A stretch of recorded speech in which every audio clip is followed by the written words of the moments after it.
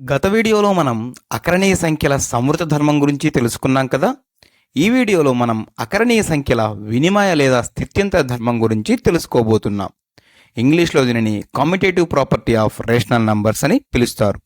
చూడండి, అకరణీయ సంఖ్యల వినిమయ లేదా స్థిత్యంతర ధర్మం మనకి ఏమి చెప్తుందో. వినిమయ ధర్మం, ఇంగ్లీష్లో కామ్యుటేటివ్ ప్రాపర్టీ. ఏం చెప్తుందండి ఈ వినిమయ ధర్మం?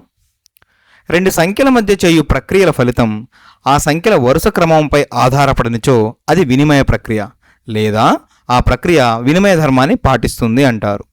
అంటే ఈ ఉదాహరణ చూడండి. a plus B equal to B plus ఏ.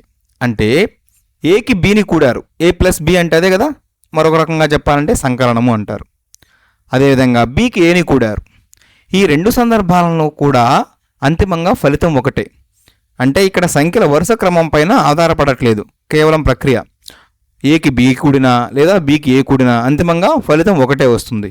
ఇటువంటి ధర్మాన్ని వినిమయ ధర్మము అంటారు. మనం ఇంకా సూక్ష్మంగా చెప్పాలి అంటే A plus B equal to B plus A అనేది సంకలన వినిమయ ధర్మం. ఎందుకంటే కూడిక ద్వారా వినిమయ ధర్మం ఉంది కాబట్టి. ఉదాహరణకు పూర్ణాంకాలు మరియు పూర్ణ సంఖ్యలు సంకలన వినిమయ ధర్మాన్ని పాటిస్తాయి. అంటే పూర్ణాంకాలు మరియు పూర్ణ సంఖ్యలు సంకలన వినిమయ ధర్మాన్ని పాటిస్తాయి. ఇది ఒక ఉదాహరణ. అది ఎలాగో చూడండి. మనం అనుకున్నాం కదా వినిమయ ధర్మం అంటే A plus B equal to B plus A. పూర్ణాంకాలకు చూద్దాం ఒక ఉదాహరణ ద్వారా. పూర్ణాంకాలు అంటే ఏంటి?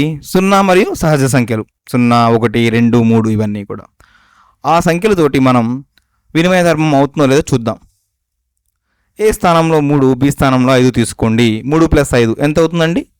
8 అవుతుంది, అవునా? మరి అంకెలను మార్చి ఇలా తీసుకుందామా? 5 ప్లస్ 3 చేసినా కూడా అంతిమంగా 8కి సమానం అవుతుందా లేదా? ఇలా సమానం అయితే ఆ ప్రక్రియ, ఇక్కడ ఏ ప్రక్రియ? సంకలన ప్రక్రియ వినిమయ ధర్మాన్ని పాటిస్తుంది. అదేవిధంగా ఈసారి పూర్ణ సంఖ్యలను తీసుకుందాం. ఉదాహరణలో పూర్ణ సంఖ్యలు అంటే ఏంటి? సహజ సంఖ్యలు 1, 2, 3, 0 మరియు సహజ సంఖ్యలను రుణాత్మకంగా -1, -2, -3. ఈ పూర్ణ సంఖ్యలు కూడా మనకు వినిమయ ధర్మాన్ని పాటిస్తాయి. చూడండి ఉదాహరణలో -8 ప్లస్ 3 ఏమవుతుంది ఫలితము? -5 కదా. -8కి +3 కూడినప్పుడు.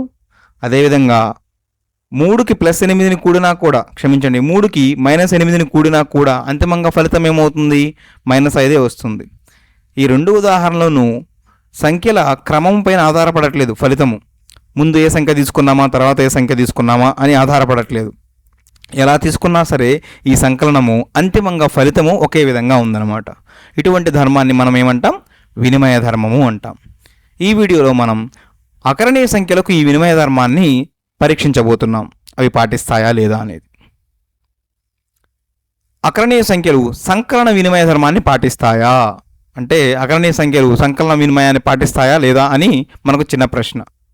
చూడండి, ఏ కామా బీలు అకరణీయ సంఖ్యలు అయినా A plus B equal to B plus A అయితే అకరణీయ సంఖ్యలు సంకలన వినిమయ ధర్మాన్ని పాటిస్తాయి అని చెప్పవచ్చు. అంటే A plus B equal to B plus A అవుతుందా లేదా కనుక మనం పరీక్ష చేసినట్లయితే తద్వారా సంకలన వినిమయ ధర్మాన్ని అకరణీయ సంఖ్యలు పాటిస్తాయో లేదో మనకి చాలా సులభంగా తెలుస్తుంది. ముందుగా నేను ఈ ఉదాహరణ తీసుకుంటున్నాను. అంటే ఏ స్థానంలో -3/4, బి స్థానంలో 1/2, రెండింటిని సంకలనం అంటే కూడుతున్నాను. చూడండి, -3/4 ప్లస్ 1/2 కాబట్టి నేను హారాన్ని 4కు సమానం చేయాలంటే ఏం చేయాలి? పైన కింద 2తో గుణకారం చేస్తున్నాను. తద్వారా ఏమవుతుందంటే హారాలు సమానం అవుతాయి. అప్పుడు ఏమవుతుంది? -3/4 ప్లస్ 1 × 2 2, 2 × 2 4. తద్వారా కూడిక సులభం అవుతుంది కదా. హారం 4 రెండింటిలోనూ పైన -3 ప్లస్ 2, అంతిమంగా ఫలితము -1/4.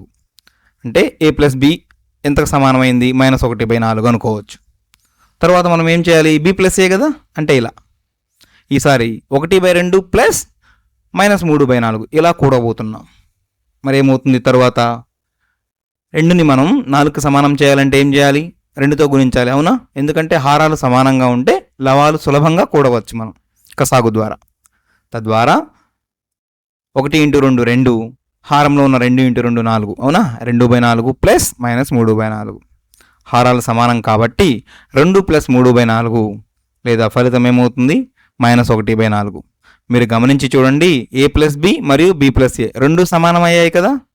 తద్వారా మనం ఈ వ్యాఖ్య చేయవచ్చా, అకరణీయ సంఖ్యలు సంకలన వినిమయ ధర్మాన్ని పాటిస్తాయి. ఎందుకంటే ఏ ప్లస్ బి చేసినా బి ప్లస్ ఏ చేసినా అంతిమంగా ఫలితం ఒకటే వచ్చింది కాబట్టి. తరువాత అకరణీయ సంఖ్యలు వ్యవకలన వినిమయ ధర్మాన్ని పాటిస్తాయా?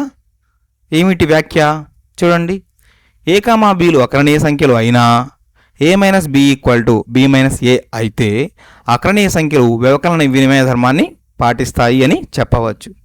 అంటే ఏలోంచి బి తీసేయడము, అదేవిధంగా బిలోంచి ఏ తీసేయడము రెండు గనక సమాన ఫలితాలను ఇచ్చినట్లయితే మనం అవి వ్యవకలన వినిమయ ధర్మాన్ని పాటిస్తున్నాయి అని చెప్పవచ్చు. పరీక్షిద్దాం. ఏ స్థానంలో -8/5 తీసుకుంటున్నాను, బి స్థానంలో 13/10 తీసుకుంటున్నాను. తరువాత చూడండి, మనకు ముందుగా కసాగులో 5, 10 ఉన్నాయి కాబట్టి 10 కసాగుగా చేస్తే చాలా సులభంగా ఉంటుంది. అలా చేయాలంటే -8/5లో 5ని 8ని రెండింటిని 2తో గుణిద్దాం. అవునా, చేయవచ్చు కదా. తద్వారా ఏమవుతుంది, -16/10 -13/10 రెండు హారాల్లోనూ 10 ఉంది. అప్పుడు -16 -13 అంతిమంగా ఫలితం -29/10. ఇది ఎడమ వైపు అంటే ఏ మైనస్ బి ద్వారా వచ్చిన ఫలితం. మరి బి మైనస్ ఏ ద్వారా ఏ ఫలితం వస్తుందో చూడండి. 13/10 -8/5. తరువాత హారాన్ని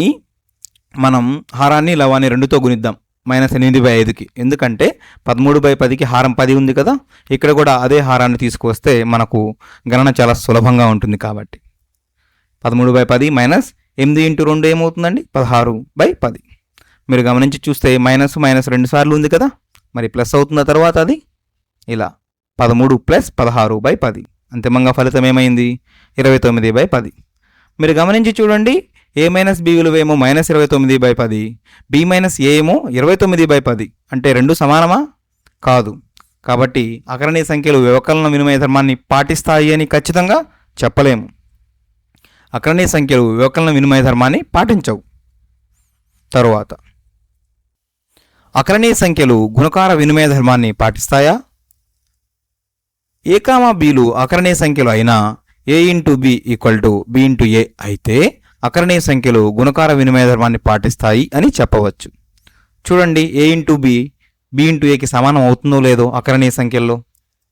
మొదటగా ఏ స్థానంలో 7/2 తీసుకుందాం, బి స్థానంలో -2/5 తీసుకుందాం. ఇవి రెండు కూడా అకరణీయ సంఖ్యలే. అయితే వాటిని మనం గుణించినప్పుడు ఏమవుతుంది, 7 × -2/2 × 5. తద్వారా -14/10. మరి లవాన్ని హారాన్ని మనం 2తో భాగిస్తే అంతిమంగా -7/5. ఇది ఒకవైపు a × b. అదేవిధంగా మనం b × aని చూద్దాం. ఈసారి బి స్థానంలో ఏముంది, -2/5 × a స్థానంలో 7/2. 2 గుణించినప్పుడు ఏమవుతుంది, -2 × 7/5 × 2. తద్వారా -14/10. లవాన్ని హారాన్ని 2తో భాగిద్దాం, ఏమవుతుంది ఫలితం -7/5. మీరు గమనించి చూడండి, a × b అయినా b × a అయినా అంతిమ ఫలితం సమానంగా ఉంది. కాబట్టి ఏ వ్యాఖ్య చేయవచ్చు మనం, అకరణీయ సంఖ్యలు గుణకార వినిమయ ధర్మాన్ని పాటిస్తాయి. ఇది ఒక ఉదాహరణ మాత్రమే అయినా కూడా మనం చెప్పవచ్చు అకరణీయ సంఖ్యలు గుణకార వినిమయ ధర్మాన్ని పాటిస్తాయి. తరువాత అకరణీయ సంఖ్యలు భాగాహార వినిమయ ధర్మాన్ని పాటిస్తాయా? ఏ కామా బీలు అకరణీయ సంఖ్యలు అయినా a/b = b/a అయితే అకరణీయ సంఖ్యలు భాగాహార వినిమయ ధర్మాన్ని పాటిస్తాయి అని చెప్పవచ్చు. అంటే ఏని బీతో భాగించి అదేవిధంగా బిని ఏతో భాగించి రెండు ఫలితాలను గమనించినట్లయితే అది సమానంగా ఉంటుంది. ఉంటే అవి భాగాహార వినిమయ ధర్మాన్ని పాటిస్తాయి అని అర్థం. చూడండి, ఏ స్థానంలో -16/9 తీసుకుందాం, బి స్థానంలో 8/3 తీసుకుందాం. ఈ రెండింటిని భాగిద్దాం. -16/9ని 8/3తో భాగిద్దాం. ఏమవుతుంది, -16/9ని 8/3తో భాగించడం అన్నా -16/9ని 3/8తో గుణించడం అన్నా ఒకటే. ఎందుకు మీకు తెలుసు కదా, 8/3తో భాగించినప్పుడు అవి పైకి వస్తే 3/8తో గుణకారంగా మారుతుంది. ఇది మనం దిగువ తరగతుల్లో నేర్చుకున్నాం. తద్వారా ఏమవుతుంది, -16 × 3 48 -48/9 × 8 72. అవునా, పైన లవాన్ని హారాన్ని మీరు 8తో భాగించినట్లయితే 8 6లు 8 9లు పోతుంది కదా. చివరగా మళ్ళీ లవాన్ని హారాన్ని మీరు 3తో భాగించి చూడండి. 3 2 3 9లు అంటే అంతిమంగా ఫలితం -2/3. కుడివైపు బి డివైడ్ బై ఏని కూడా చూద్దాం. ఈసారి బి స్థానంలో 8/3 డివైడ్ బై -16/9. అవునా? దీన్ని ఎలా రాయవచ్చు? 8/3 ఇంటూ -9/16 రాయవచ్చు కదా. ఎందుకంటే -16/9తో మనం భాగాహారం చేసిన లేదా -9/16తో గుణకారం చేసిన రెండు ఒకటే. ఇక్కడ కూడా మీరు గమనించి చూడండి. గుణకారం 8 ఇంటూ -9 -72, 3 ఇంటూ 16 48. మరి ఏమవుతుంది? -9/6 అవుతుంది. 8 9 8 6. అవునా? 8 9 72, 8 6 48. చివరగా మూడవ ఎక్కము ఎలా పోతుంది? పైన కింద లవాన్ని హారాన్ని మీరు 3తో భాగించినట్లయితే 3 3 3 2 -3/2. అంటే ఏ డివైడ్ బై బి ఫలితము -2/3, బి డివైడ్ బై ఏ ఫలితము -3/2. రెండు సమానంగా లేవు కదా. కాబట్టి అకరణీయ సంఖ్యలు భాగహార వినిమయ ధర్మాన్ని పాటించవు. అకరణీయ సంఖ్యలు సంకలనం దృష్ట్యా వినిమయ ధర్మాన్ని పాటిస్తాయి. వ్యవకలనం దృష్ట్యా వినిమయ ధర్మాన్ని పాటించవు. గుణకారం దృష్ట్యా వినిమయ ధర్మాన్ని పాటిస్తాయి. చివరగా భాగాహారం దృష్ట్యా వినిమయ ధర్మాన్ని పాటించవు. ఈ వీడియోలో మనం ఏం నేర్చుకున్నాం? అకరణీయ సంఖ్యల వినిమయ ధర్మం గురించి నేర్చుకున్నాం. అంటే సంకలనము, వ్యవకలనము, గుణకారము మరియు భాగాహారం దృష్ట్యా అకరణీయ సంఖ్యలు వినిమయ ధర్మాన్ని పాటిస్తాయో లేదో అన్న విషయాన్ని తెలుసుకున్నాం.